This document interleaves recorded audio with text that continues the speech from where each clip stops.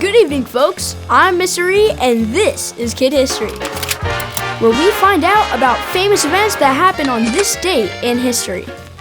Today is October 30th, and on this day in history, we go back to 1938. It was a Sunday evening, which was prime time in the golden age of radio. You see, back then, there were no smartphones, laptops, or even televisions. There was radio. And on Sunday evenings, most Americans would be tuned into the radios. On this particular night, the CBS network let 23-year-old movie director Orson Welles broadcast his radio version of The War of the Worlds. The Columbia Broadcasting System and its affiliated stations present Orson Welles and the Mercury Theater on the air in The War of the Worlds by H.G. Wells. Now, the problem was, when they were playing this introduction, most Americans were listening to another show on NBC, and they missed the introduction. And they switched over to CBS about 10 minutes into the show.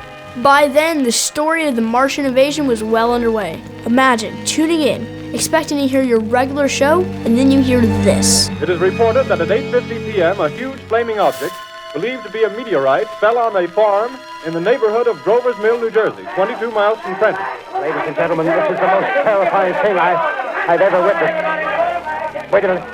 Someone's crawling out of the pit. I can make out a small beam of light against a mirror. There's a jet of flame springing from the mirror, and it leaps right at the advancing men. It strikes them head on.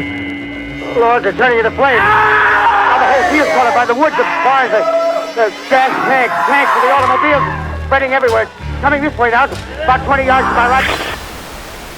Ladies and gentlemen, due to circumstances beyond our control, we are unable to continue the Most people tuning in late thought it was a live broadcast. Incredible as it may seem, both the observations of science and the evidence of our eyes lead to the inescapable assumption that those strange beings who landed in the Jersey farmlands tonight are the vanguard of an invading army from the planet Mars.